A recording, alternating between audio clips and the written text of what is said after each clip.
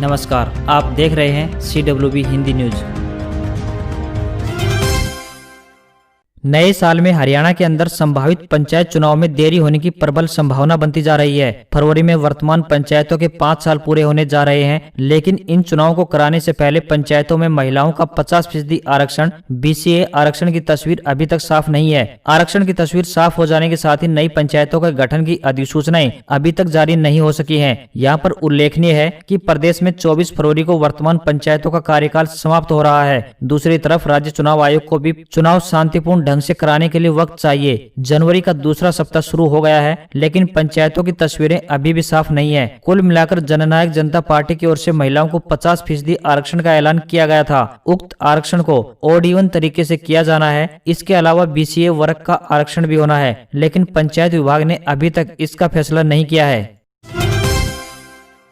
देश के पर्वतीय इलाकों में हो रही जबरदस्त बर्फबारी के चलते उत्तर भारत में कड़कड़ाते की ठंड पड़ रही है। हरियाणा के मैदानी इलाकों में चल रही उत्तर पश्चिमी हवाओं के कारण जनजीवन पर व्यापक असर पड़ा है। कई जिलों में अधिकतम पारा सामान्य से 6 डिग्री तक नीचे चला गया है। शीतलहर के कारण लोगों को भी दिन में राहत नहीं है। उधर मौसम वैज्ञानिकों ने 16 जनवरी तक उत्तर पश्चिमी हवाएं चलने तथा रात्रि के पारे में गिरावट आने की उम्मीद जताई है। जानकारी के अनुसार पर्वतीय इलाकों से प्रदेश के मैदानी हिस्सों से बह रही उत्तर पश्चिमी हवाओं ने ठिठुरन बढ़ा दी है। रविवार को अच्छी धूप खिलने के बावजूद शीतलहर से राहत नहीं मिली।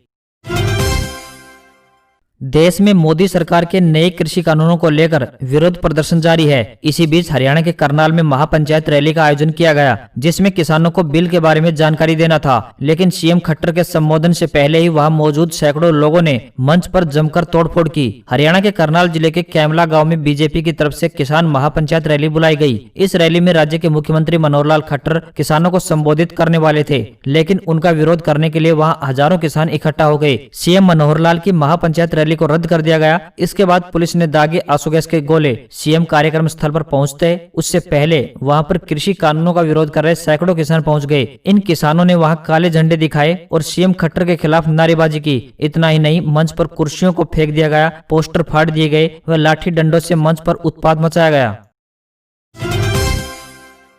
हरियाणा के गृह एवं स्वास्थ्य मंत्री अनिल विज ने कहा कि प्रदेश में 16 जनवरी से वैक्सीनेशन का कार्य शुरू किया जाएगा। इसके तहत राज्य के 3 वर्गों के करीब 67 लाख लोगों को कोविड-19 वैक्सीन का टीकाकरण किया जाएगा। विज ने बताया कि केंद्र सरकार के दिशा निर्देशों का पालन करते हुए हरियाणा सरकार द्वारा health care workers, frontline worker, 50 वर्ष से अधिक आयु के सभी लोगों तथा 50 से कम आयु के शुगर, हार्ट इत्यादि गंभीर बीमारी से पीड़ित लोगों को कोरोना वैक्सीन का टीका लगाया जाएगा। इनमें हरियाणा के हेल्थ केयर वर्कर की संख्या 2 लाख होगी, जबकि फ्रंटलाइन पर काम करने वाले वर्कर्स लगभग 4.5 लाख होंगे। फ्रंटलाइन वर्कर में निकाय कर्मी, सफाई कर्मचारी, पुलिस, सिविल डिफेंस के कर्मचारी, जेल स्टाफ तथा राजस्व विभाग के कर्मचारी शामिल होंगे। इसी प्रकार 50 वर्ष से अधिक लोगों की संख्या 58 लाख होगी, जबकि 50 वर्ष से कम आयु के अन्य बीमारियों से पीड़ित करीब 2.25 लाख लोगों को कोरोना वैक्सीन का टीका लगाया जाएगा। हरिद्वार कुंभ 2021 के मद्देनजर उत्तर पश्चिमी रेलवे के बीकानेर मंडल द्वारा बीकानेर से हरिद्वार के बीच विशेष रेलगाड़ी चलाने का निर्णय लिया गया है। यह रेल सेवा वाया श्री डूंगरगढ़, चूरू, हिसार, रोहतक, कुरुक्षेत्र, अंबाला कैंट तथा सहारनपुर होकर चलेगी। यह रेल सेवा उत्तर पश्चिमी रेलवे के श्री डूंगरगढ़, रतनगढ़, चूरू, सादलपुर, हिसार, भिवानी स्टेशनों पर आते व जाते समय ठहराव करेगी। हरिद्वार महाकुंभ 2021 को ध्यान में रखते हुए यात्रियों की सुविधा के लिए रेलवे ने 3 जोड़ी स्पेशल रेल सेवाओं का संचालन किया है तथा एक रेल सेवा का विस्तार योगनगरी ऋषिकेश तक किया जा रहा है। यह रेल सेवा वाया द्वारका, राजकोट, महिसाणा, आबू रोड, जयपुर, दिल्ली सराय रोहिल्ला, नई दिल्ली, मुजफ्फरनगर, हरिद्वार होकर संचालित होगी। उत्तर पश्चिमी रेलवे पर यह रेल सेवा आबू रोड, फालना, ब्यावर, अजमेर, जयपुर, अलवर, खैरतल तथा रेवाड़ी स्टेशनों पर ठहराव करेगी।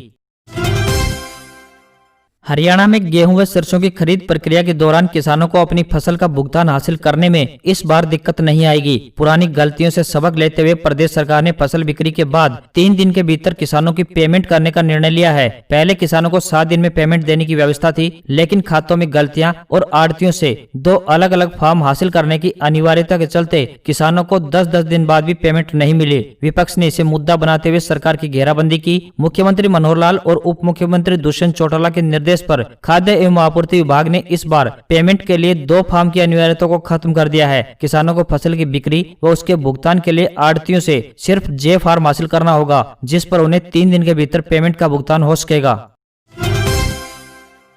परिवार पहचान पत्र बनवा चुके हैं तो यह आपके काम की खबर है। यदि आपने पहचान पत्र बनवा लिया है तो किसी भी विभाग में चक्कर काटने की जरूरत नहीं है, क्योंकि आपका पहचान पत्र स्वतः ही सरकारी योजनाओं से कनेक्ट हो जाएगा, जिससे आपकी सरकारी सेवाओं का लाभ लगातार मिलता रहेगा। यदि आपने अभी तक पहचान पत्र नहीं बनवाया है तो चिंता करने की जरूर बात है। यदि आपने ऐसा नहीं किया है तो सबसे पहले आपको मिल रही सरकारी सेवाओं में रुकावट आ सकती है। योजनाओं से जुड़े अधिकारी कहते हैं कि परिवार पहचान पत्र कोई योजना न होकर अन्य योजनाओं को नागरिकों की जानकारी मुहैया करवाने का जरिया है। सेना को मिलेगी नई डिवाइस। डीआरडीओ का हिमतापक -40 डिग्री में भी बंकर को गर्म रखेगा। सियाचिन लद्दाख में जवानों की जान बचाएगा। चीन से तनाव के बीच सियाचिन और लद्दाख जैसे बर्फीली इलाकों में तैनात जवानों को अब ज्यादा परेशान नहीं होना पड़ेगा। Defence research and development organisation यानी डीआरडीओ ने जवानों के लिए हिमतापक हीटिंग डिवाइस तैयार की है। ये ऐसी डिवाइस है जिसके जरिए सेना का बंकर -40 डिग्री सेल्सियस तापमान में भी गर्म रहेगा। आर्मी ने इस डिवाइस के लिए 420 करोड़ का ऑर्डर भी डीआरडीओ को दे दिया है। जल्दी इसे बर्फीले इलाकों में आईटीबीपी और सेना की पोस्ट पर लगाया जाएगा। 2 दशक बाद जनवरी के पहले हफ्ते में देश भर में मानसून जैसा माहौल बन गया। उत्तर के पहाड़ी राज्यों में जबरदस्त बर्फबारी हुई तो दक्षिण के राज्यों में भी भारी बारिश। दक्षिण में जनवरी में बारिश के 100 साल तक का रिकॉर्ड टूट गए हैं। दरअसल पश्चिमी विक्षोभ के साथ साथ देश के अलग अलग हिस्सों में एक साथ कई चक्रवाती हवाओं का क्षेत्र बनने से यह स्थिति पैदा हुई है। देश के सभी ऊंचे पहाड़ी इलाकों में 5 से 8 फीट तक मोटी बर्फ की चादर लिपटी है। हालांकि हिमालयी इलाके में अब मौसम साफ हो गया है। बारिश और बर्फबारी की गतिविधियां बंद होने के बाद अब बर्फीली हवाओं का असर समूचे उत्तर पश्चिमी व मध्य व पूर्वी राज्यों पंजाब जैसे कि हरियाणा, दिल्ली, राजस्थान, उत्तर प्रदेश, मध्य प्रदेश और बिहार तक दिखेगा। सभी राज्यों में तापमान में भारी गिरावट आएगी। 14 जनवरी को उत्तर व मध्य भारत में दिन भर सर्द हवाओं के साथ सबसे ठंडा दिन रह सकता है। जम्मू कश्मीर, लद्दाख, हिमाचल प्रदेश व उत्तराखंड में भारी बर्फबारी हुई और उत्तर के मैदानी राज्यों में बेमौसमी भारी बारिश दर्ज की गई है। Indonesia plane crash. एयरक्राफ्ट के दोनों ब्लैक बॉक्स की लोकेशन मिली। इन्हें निकालने के लिए नेवी टीम जुटी। इंडोनेशिया के श्री विजया एयरलाइंस के शनिवार को क्रैश हुए विमान के दोनों ब्लैक बॉक्स की लोकेशन ट्रेस कर ली गई है। इन्हें निकालने के लिए इंडोनेशियाई नेवी की स्पेशल टीम को तैनात किया गया है। हालांकि रविवार रात तक दोनों ब्लैक बॉक्स रिकवर नहीं किए जा सके थे। इस क्रैश में सभी 62 पैसेंजर्स की मौत हो गई थी। मलबा समुद्र में मिला। जकार्ता पोस्ट के मुताबिक क्रैश हुए एयरक्राफ्ट के फ्लाइट डेटा रिकॉर्डर और वॉइस रिकॉर्डर को रविवार रात सिर्फ लोकेट किया जा सका है। इसे नेवी के एक स्पेशल शिप की मदद से लोकेट किया गया। हालांकि इनको निकालने में दिक्कत आ रही है क्योंकि यह समुद्री चट्टानों के करीब बताए गए हैं और इनके सिग्नल भी कमजोर होते जा रहे हैं। यहाँ बताते चलें कि श्री विजया एयर का फ्लाइट नंबर SJ182 था। बोइंग 737-500 क्लास के इस प्लेन ने जकार्ता के सुकर्णो हट्टा हवाई अड्डे से उड़ान भरी थी। उड़ान भरने के 4 मिनट बाद ही इसका एयर ट्रैफिक कंट्रोल यानी ATC से संपर्क टूट गया था। उस वक्त विमान 10,000 फीट की ऊंचाई पर था। पाकिस्तान में शनिवार देर रात ब्लैकआउट यानी बिजली गुल हो गई। इससे कराची, लाहौर, इस्लामाबाद, मुल्तान, कसूर, रावलपिंडी और मंडी में अंधेर में डूब गए। इसके बाद सोशल मीडिया पर #ब्लैकआउट और #लोड शेडिंग ट्रेंड करने लगा। इस्लामाबाद के डिप्टी कमिश्नर हमजा शफकत ने ट्वीट किया, बिजली कंपनी यानी NTDC का सिस्टम ट्रिप होने के कारण ब्लैकआउट हुआ है। ट्रिप एक तरह से सर्किट ब्रेक जैसा है। इसमें ओवरहीटिंग से सुरक्षा के लिए सिस्टम अपने आप बंद हो जाता है।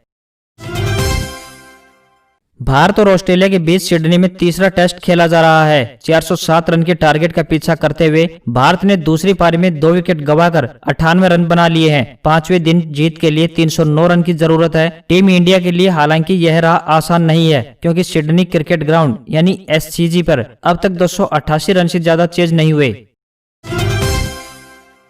10वीं 12वीं प्रैक्टिकल परीक्षाओं के लिए एडमिट कार्ड जारी। 14 से 25 जनवरी तक आयोजित होगी परीक्षा। National institute of open schooling यानी NIOS ने रविवार 10 जनवरी को कक्षा 10वीं व 12वीं की प्रैक्टिकल परीक्षाओं के लिए एडमिट कार्ड जारी कर दिए हैं। इस साल परीक्षा में शामिल होने वाले स्टूडेंट्स ऑफिशियल वेबसाइट hdmis.nios.ac.in से कार्ड डाउनलोड कर सकते हैं। प्रैक्टिकल एग्जाम 14 से 25 जनवरी 2021 तक आयोजित किए जाएंगे। थ्योरी एग्जाम के लिए एडमिट कार्ड जल्दी जारी किया जाएगा। बोर्ड परीक्षा के लिए शीट पहले ही जारी कर चुका है। वहीं रिजल्ट की बात करें तो ऑफिशियल नोटिफिकेशन के मुताबिक परीक्षा का रिजल्ट आखिरी परीक्षा के 6 सप्ताह बाद जारी कर दिया जाएगा।